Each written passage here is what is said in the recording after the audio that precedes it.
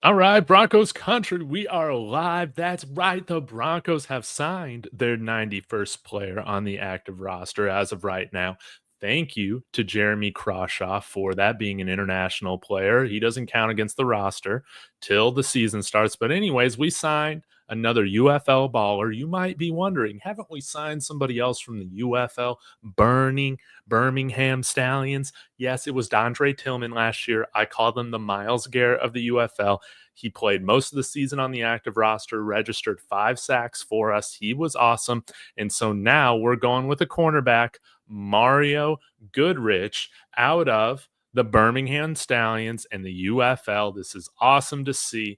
Y'all let me know your thoughts in the comments. Smash that like, subscribe, join my Discord. Links in the description if you want to talk with all your favorite Broncos fans and friends and content creators. But James Larson, guys, of PFM, he mainly covers the XFL, UFL, whatever they call it now. As a sports journalist, he is saying breaking news: the Denver Broncos are signing USFL Stallions cornerback Mario Goodrich.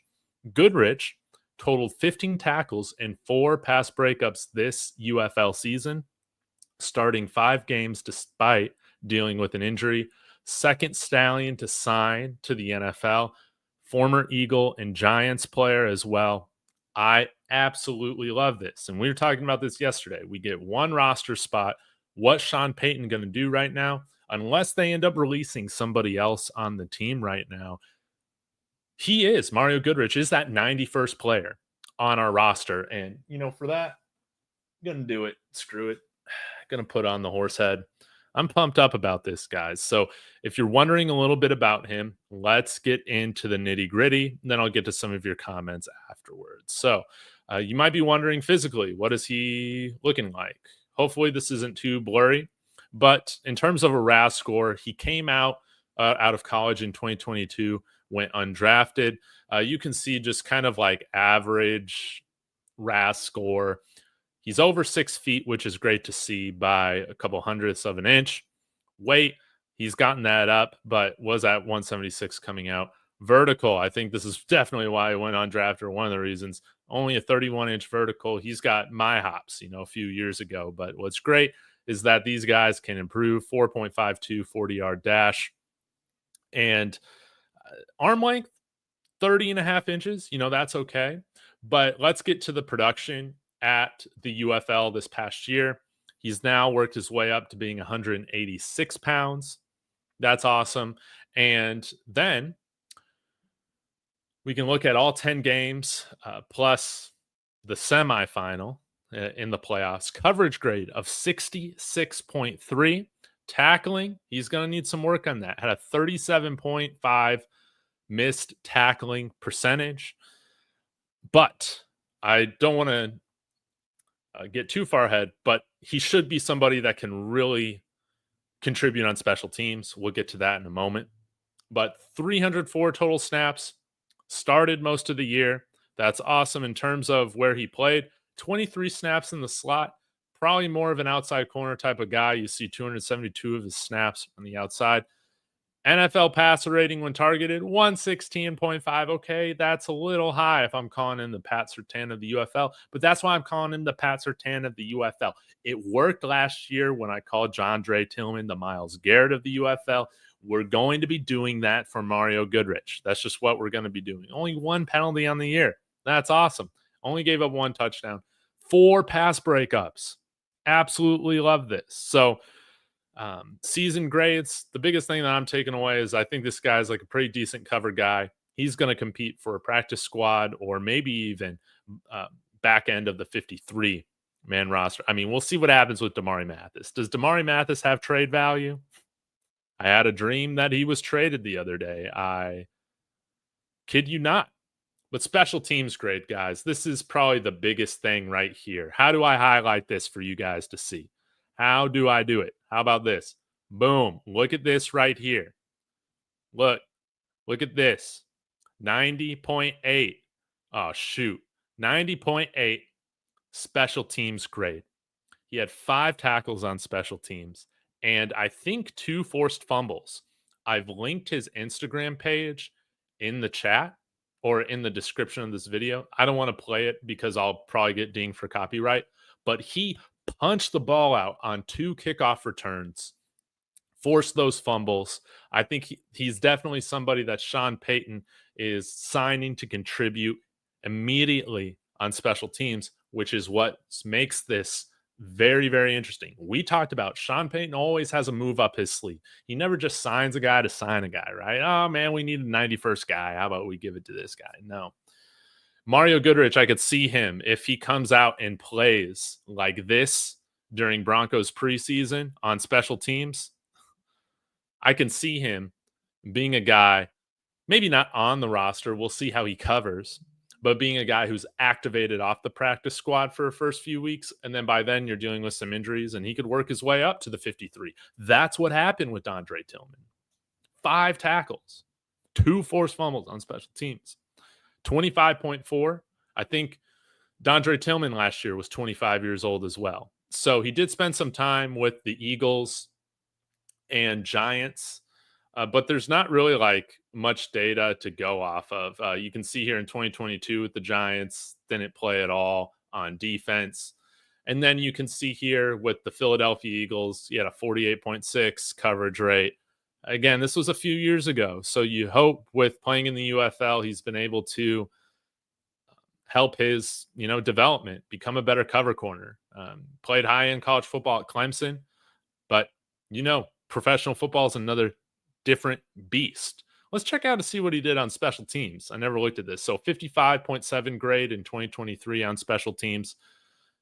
And looks like he didn't play on special teams in 2022 nor 2024. Yeah. So anyways, welcome to the Broncos, Mario Goodrich. Absolutely love this.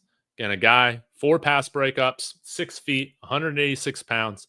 This dude forces fumbles on special teams. So, this isn't the super sexiest signing, but as of right now, he is that extra player that we can add on the roster due to Jeremy Crawshaw being an international player. He will not count against the 90-man roster until he's brought on to the 53 for the regular season. So, with that being said, I'll get to some of y'all's comments, but man, I'm pumped up about this. Y'all. And if you're wondering, Dave, in the profile picture, does he have a right arm? That was seriously something that I was freaking out about when I saw this photo.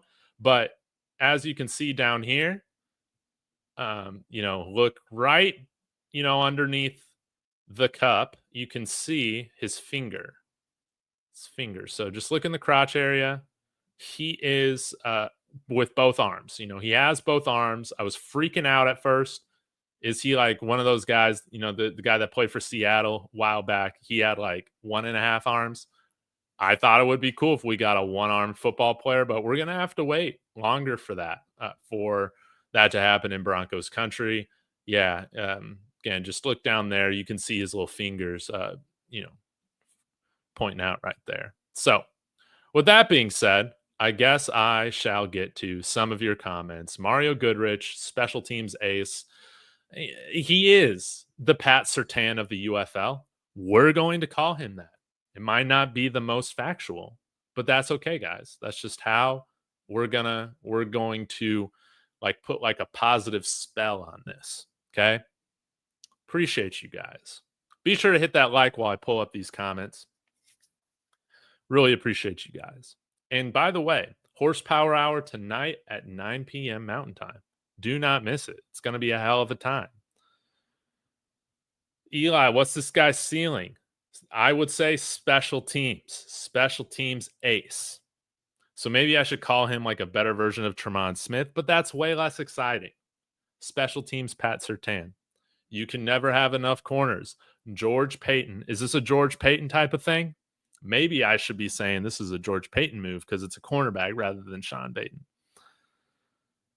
Oh boy, did I see a 6-second 40-yard dash? No, you did not. He was in the, they give a score 0 out of 10 for the percentile. So he was a 5.99.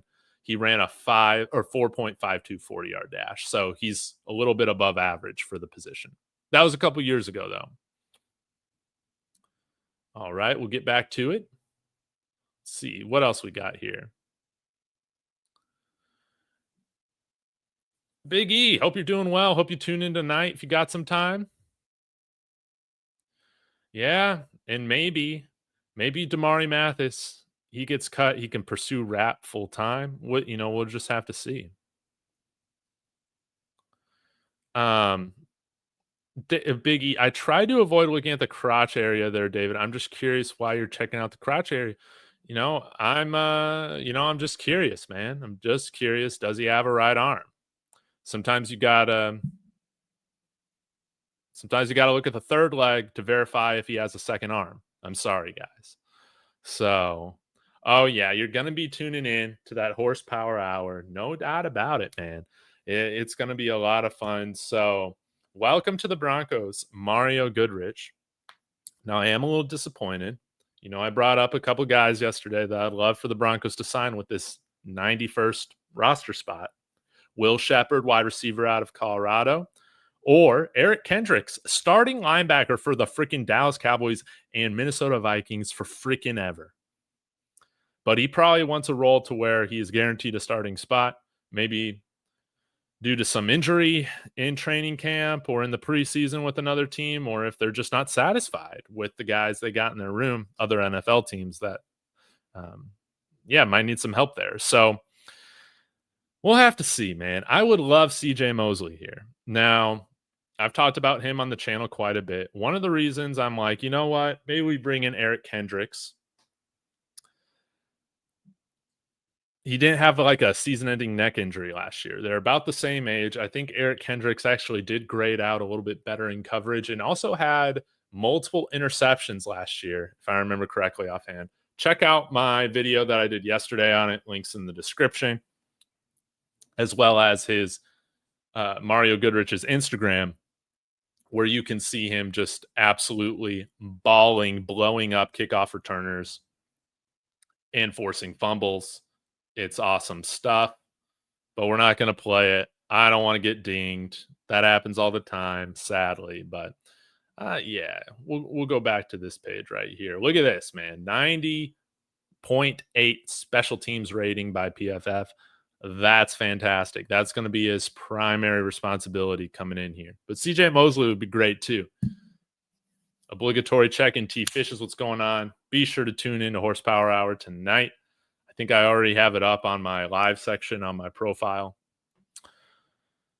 Linebacker, biggest question mark on the team right now, as well as tight end depth past Evan Ingram. What the hell are we going to do there? Now, we got some intriguing athletes there at the tight end position, but who knows, and somebody brought up, I think it might have been Dennis in the comments yesterday, running back is still kind of a question mark outside of J.K. Dobbins. What you're getting, for better or for worse. RJ Harvey, we have high hopes, but we haven't seen him play yet in the NFL. And Jaleel and Audric right now leave a lot to be desired, although we're excited about them, like generally Broncos country is as a whole. But if one of those guys goes down, and I don't know. CJ Mosley should definitely be healthy. Now, this would be really cool. Big E Bronco saying, I heard there's a possibility Denver may be working on a trade to send Mathis to Pittsburgh for Washington. They're like 6'7" tight end. Darnell Washington. He like mossed, I think, Riley Moss earlier last year in the red zone. He'd be a huge, big time red zone threat. Beast of a blocker as well. He would be an immediate upgrade to Adam Troutman. I'll even throw a draft pick there with Damari Mathis for somebody like Darnell Washington. I'm not even lying, Big E Bronco. But if the Pittsburgh Steelers acquire that tight end from the Dolphins, I'm blanking on his name right now, then they'd have him as well as Pat Freiermuth. There'd be no reason to keep Darnell Washington. All those linebackers fare against a running quarterback, maybe Justin Fields type of quarterback. I mean, they won't be as fast as Dre Greenlaw. It might. I don't know. We're probably splitting hairs on who's a faster guy, CJ Mosley or Alex Singleton. I don't know, man. Eric Kendricks.